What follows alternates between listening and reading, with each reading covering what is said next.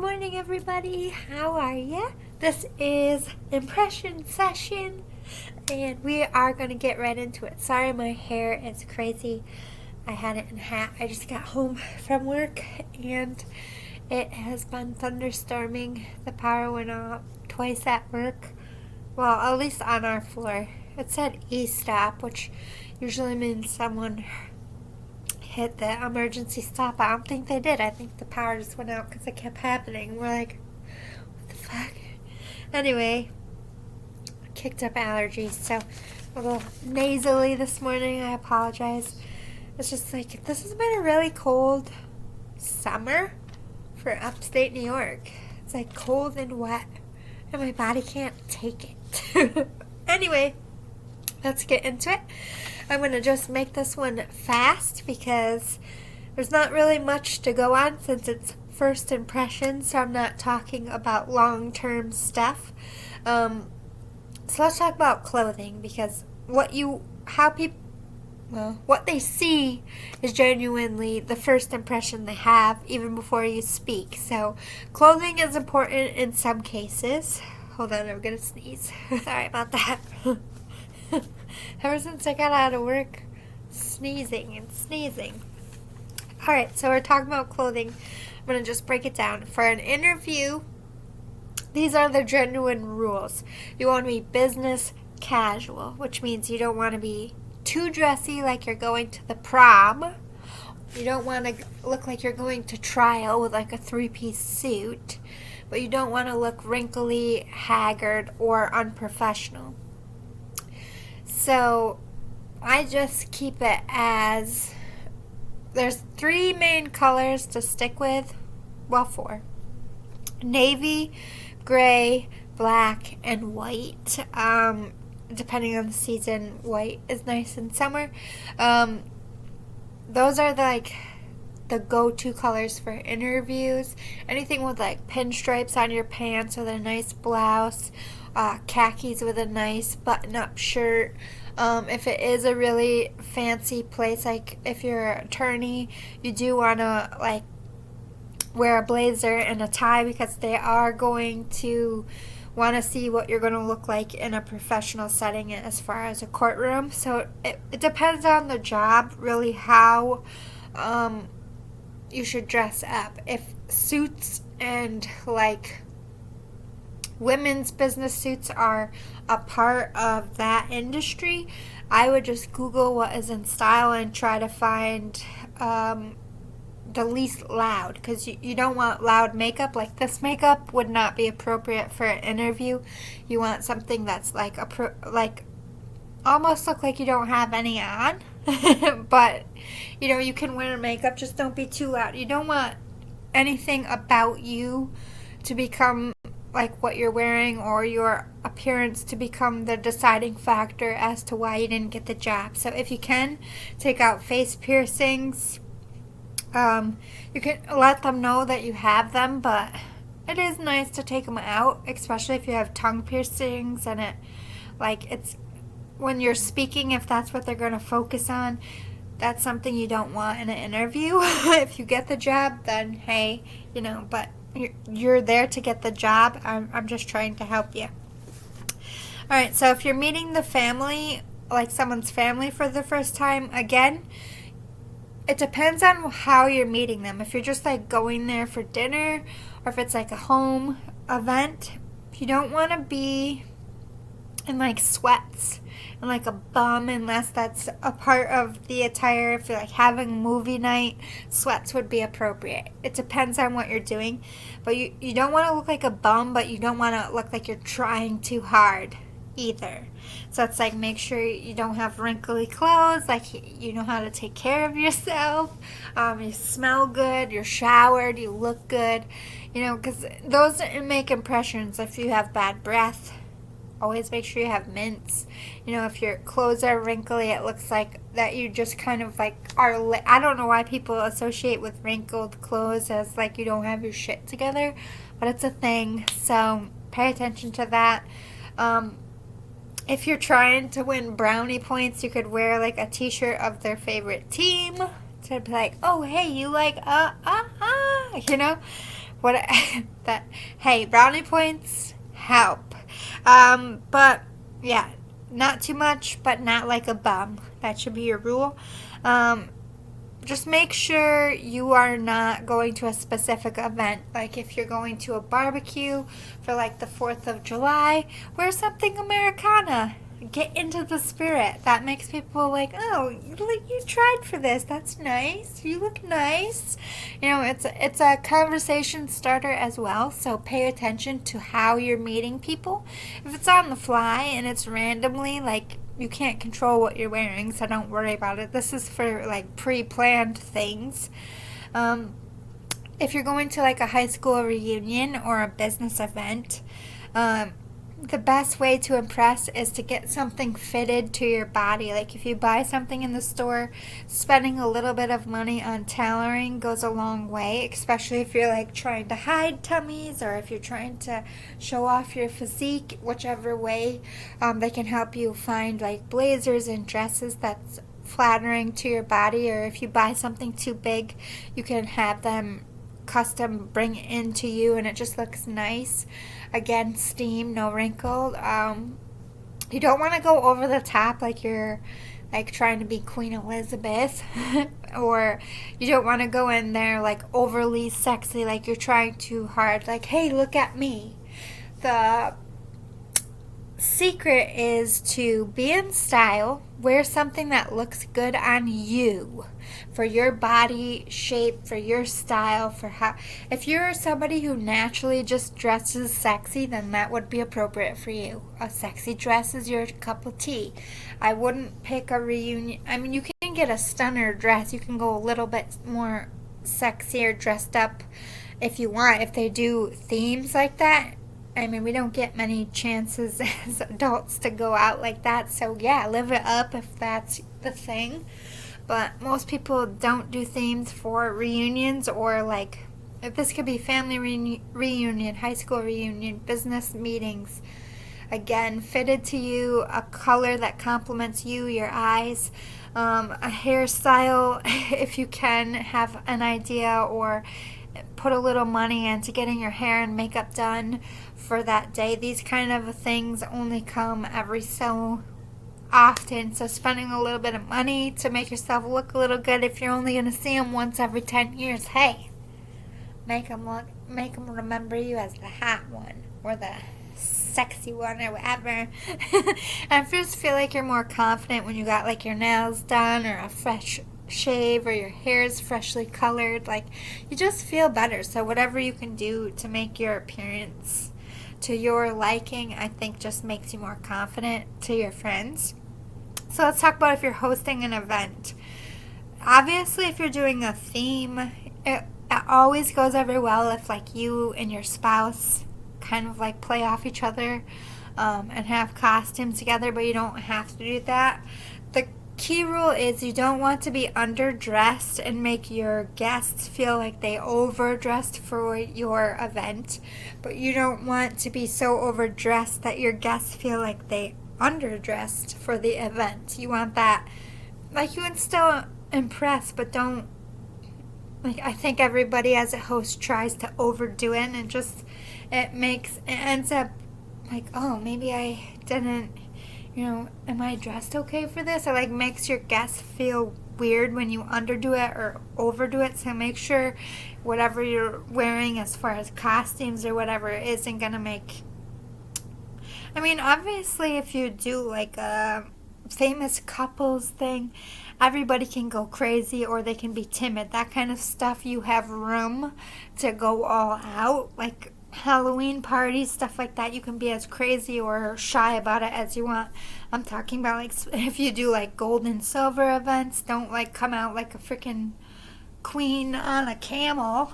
Your guests are gonna be like, oh god, what the, you know what I mean? Like, be appropriate, because I think it makes people like the event better and like you as a person. Alright, let's move on to impression pieces. This is things that you bring with you to have a good first impression. So, if you are going on an interview, I know that like it's not really a thing anymore, but it was back in the day. You don't want to bring flowers because that crosses the lines. You don't want to like bring anything that could be miscued. So I don't really like to bring anything for an interview, but if there is a lot of competition, if you're going for a professional job, listen, most people drink coffee, so go to the dollar store, get yourself a really nice coffee mug, a professional mug, something with a nice inspirational saying on it, or just plain, and fill it up with candy that you would eat at your desk. Because this is probably someone who's interviewing has a desk. Everybody appreciates that. I'm like, oh my God, that's so thoughtful. Nobody does that around. I've never had anyone bring me anything on an interview. I'm telling you, those are things that make you stick in people's minds and get you the job. Like, kiss ass if you have 82 people behind you and you have stiff competition. Ain't nobody gonna walk up in there with a mug full of candy. They're gonna be all looking at you like, fuck, I should have thought of that. That person's gonna get the job. And you know who else is gonna think that too? The person interviewing you. Like, none of these fuckers brought me nothing. What is this person, if I hire them, what are they gonna get me for my birthday? People go there, anything you can to get that job. I'll find the loopholes for you. I will tell you. There's room to kiss ass in interviews because the point is to get your foot in the door. Alright, so if like you're meeting the family, the rule of thumb, if you want to be old school, traditional, again, these aren't things that people do all the time, and they're really appreciated. Like, if you're a guy, or if you're dating a guy, and like a gay couple, or a lesbian couple, anyone who's a female that you're going to see, grandma, mother, sisters, you can get like a dozen flowers if there's like 12 people, and you can give them all one. You can buy 6 flowers and just give them all one, or you can give them all a little bouquet. I wouldn't go too crazy. This is something very nice. You can even go pick wildflowers and tie them. Like, people love that shit. Like, oh my God, they thought to bring us flowers. Like, we got flowers, even though it's their person. And for men, the rule of thumb is to find out their favorite choice of drink. If they drink alcohol, like a bottle of rum, a bottle of scotch, a bottle of whiskey, vodka, if they're not a drinker, you can find out what their favorite Gatorade flavor is and bring them a 6-pack of their Gatorade. Like, stuff like that. People... One, you took the time to find out what they like, and it's thoughtful. You brought them a gift to show that, one, you're a good provider, and that you're thoughtful, you're sweet, you take the time for others. Those are always impressions that are like, I like that guy, I like that girl. What else? Oh, cigars, too. I know people give them out when you have babies, but if you know that person's like an avid cigar person, like, hey, I know, I just brought you a cigar. I heard you're into them. I heard this kind was very good, so I just figured I'd just give it to you and give you a whirl. Give it a whirl. See if you like it. Something like that goes a long way.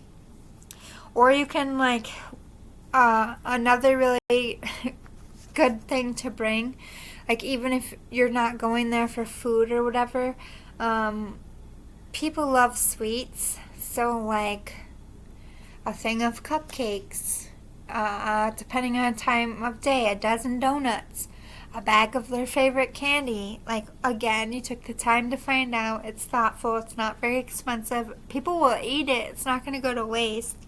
And that's also good for people who are, sober. You don't want to, like, offend anyone if you're not sure if anyone has a drinking problem or you don't know the family that well. Those are safe things. Flowers and food. If you're going to reunions, I wouldn't go all out for the whole class, but people that you really had a connection with, you want to impress them, maybe bring them back into your life a little bit. I always thought it was really cute when you can get them made online really cheap.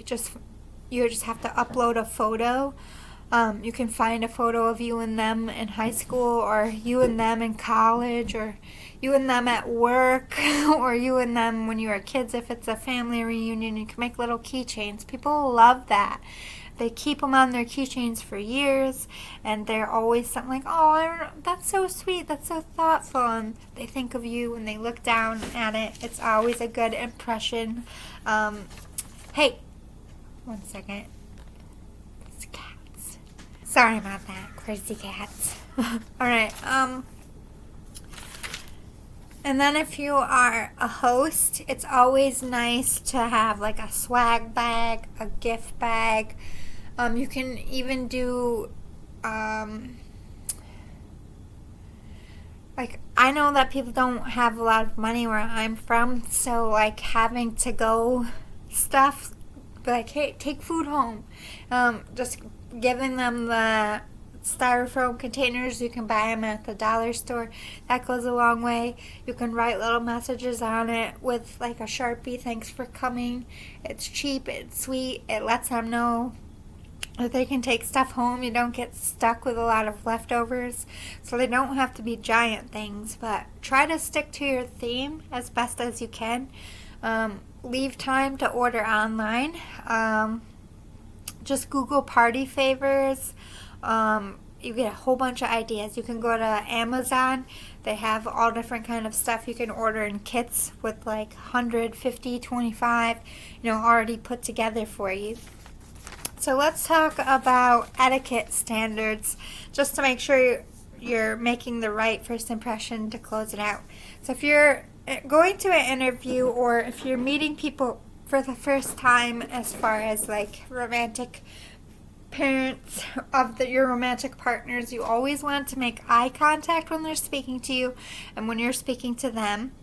A firm handshake, but not too hard. Like, don't hurt them. Don't shake too long. Hugs, it depends. If they're Italian, they naturally pull you in, kiss you on both of the cheek. It really depends on, just take it as it comes. Just go along with it. You don't ever want to be that one. I don't do hugs. That's a horrible first impression. If the whole family, like, you come in the door, oh, everyone's hugging, like, you might hate it. Like my ex, that was the one thing I hated, going to their family because they were Italian and everybody was like a hug and kiss. I'm Irish. We don't do that. We fist bump. What up? We don't. I mean, we do on like weddings. Happy birthday.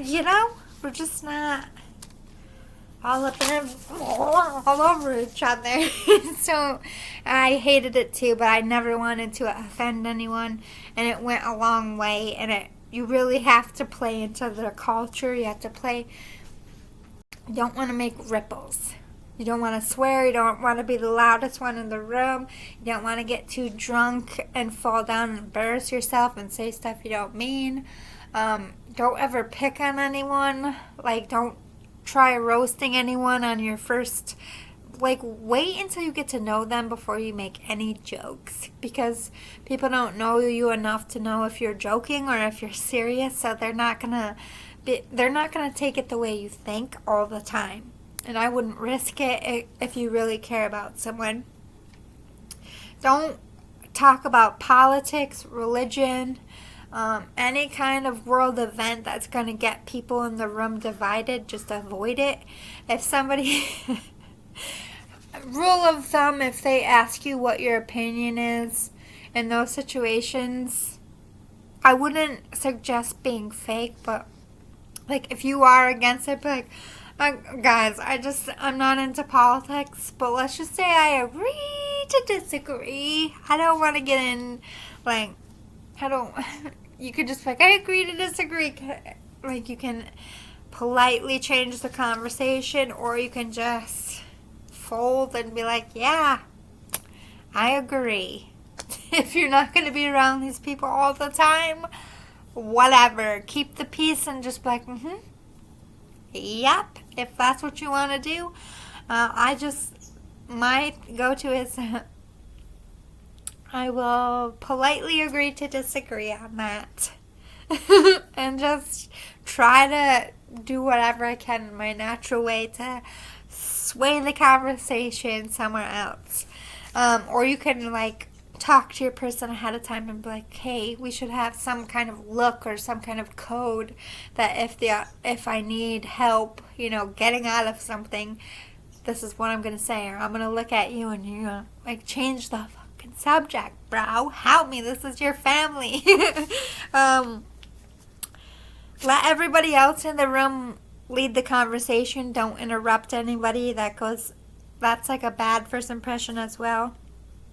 Have ideas ready for interviews. Like, what are some good things about yourself? Have at least 3 things. What are 3 things that you like about this job? Or what are 3 things that you think you're going to be able to do here? Like, stuff that they ask, have a few things in mind so that you're not like, in the interview. Answering right away goes a long way in an interview as far as etiquette. Again, you don't want to swear, you don't want to be loud, you don't want anything about you to be loud. Everything about you in an interview should be, I am easygoing, you are the boss, I am a team player, I am friendly, I am sweet. That's how you land a job. That's how you get the in-laws to like you. Complimenting what they're wearing in an interview is a little bit tricky, especially if it's different sexes. I would avoid it. If it's same sex, to be like, oh, hey man, I like your watch. Totally safe. If it's like another woman, like, oh man, I like your pin is pretty, or I like your earrings. Totally appropriate. Something that don't make it too much. Just sneaking in and like, oh, those earrings are pretty. Wherever you can fit it in that's natural and organic, that isn't going to make them go, okay. You don't want them to be weirded out in any way.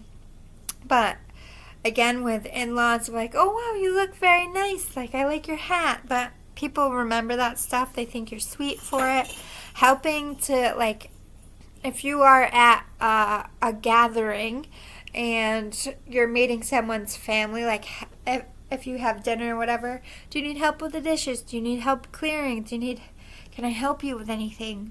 That goes a long way. People love that. They appreciate that. Most of the time they're like, oh no, you're our guest.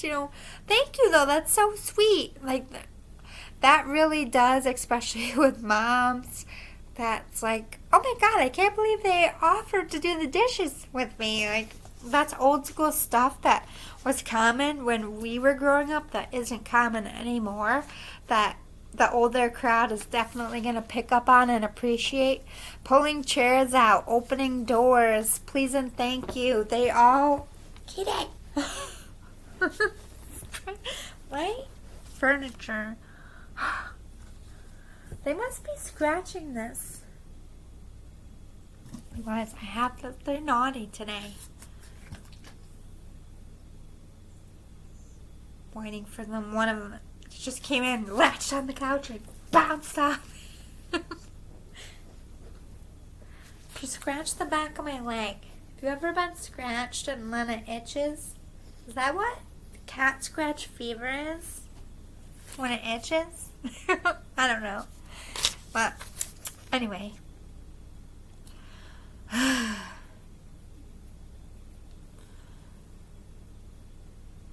Manners and being respectful.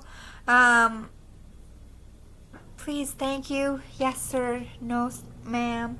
Yes, please. Thank you. Can I help with that in any situation? Those go a long way. Work, friends, loved ones. But for the most part, etiquette is common. Don't be an ass. You get a lot more with sugar than you do with spice. And let people be right in these kind of situations. Even if you disagree in an interview or with the in-laws. These are people you aren't going to have in your house every single day.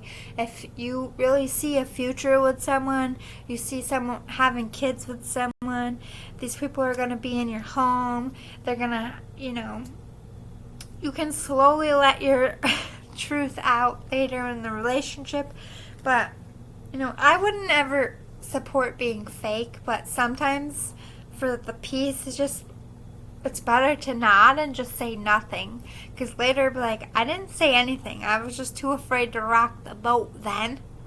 Now I'll tell you, because we know each other. That's always a good play too, because you don't want to rock the boat in the beginning. Avoid that at all costs. You want to let them get to know you and your personality so that you can have an open conversation. You wouldn't have, if you guys are that close and you end up talking about stuff, great, but that's very rare. Don't expect that on the first interview or the first meeting of the family or bumping into your friends after a long time. Realize that this is a new situation, or a situation you're not in all the time. There's going to be an element of awkwardness. Be patient, be gentle, be kind with yourself and the other person, and listen, and don't interrupt, and don't be snarky. Nobody likes that either. Anyway, I hope you liked it. I'm not sure again what next week's will be. This week is Prime Week at my job. I work for Amazon. I'm really going to try to film when I come home, because I don't have much time off this week and I don't really want to leave you guys stranded, but at the same time I'm working more hours than I normally do, and I'm losing one day off than I normally have. So if I'm just really drained, because it's Prime Week, depending on how much is ordered, it could go really bad or it can be light. We don't know. That's up in the air. So if I dip for a few days, please be patient. It's only a week, and it'll bleed into next week, but we won't have any overtime next week, fingers crossed. Again, that's only, if we get slammed, I'm going to have overtime, but if, we manage it, it is only a 2-day sale, so fingers crossed that it's not too much on us and we don't need 2 weeks of overtime, so I can get back to our regular scheduled program.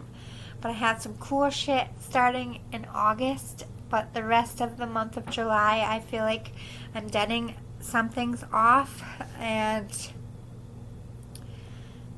it's just going to be like whatever I feel like doing that day. When I pick up the cards, what reading are we doing, and I'm just going to do it until the end of July. And then August will be my summer, and I'll change again in fall. I just like to see what's working.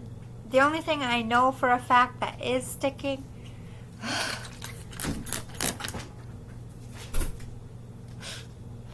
yeah, I told you I would squirt you. Tried to climb the screen. The only ones that I'm definitely keeping is Rainbow Day reading, or I think I'm going to do a rainbow reading. Maybe not on a specific day, just when I feel called to do it, but it will stay. Life with Lizzie segments is staying. Departed Loved Ones is going to be staying. And then I always do love readings, but I think they're going to change topics every week. But for right now, that I like these vlogs as well, but I think I'm going to start my podcast soon. So these might be switching to a podcast, but I will link them in the community post and let you know when I start that. And until then, you all have a great day or a great night whenever you're watching this. And I'll see you next time, folks. Everybody, that's all, folks. I've been saying it all day because I've been seeing Looney Tunes stuff lately at work. I can't do it like Robin Williams. My mouth's too dry. I just tried to do it and I fucked it up, to be honest. I did it pretty good. It was like a mix of Scooby-Doo and the pig. Porky the Pig. That's all, folks. I'm out here. I'm too tired to even do accents. Pray for me, Amazon. Is where your soul goes to. That's all of our souls. Our Prime Week. Don't get mad if your packages are late. We're light staffed, at least in my building, so I'm really scared. Great.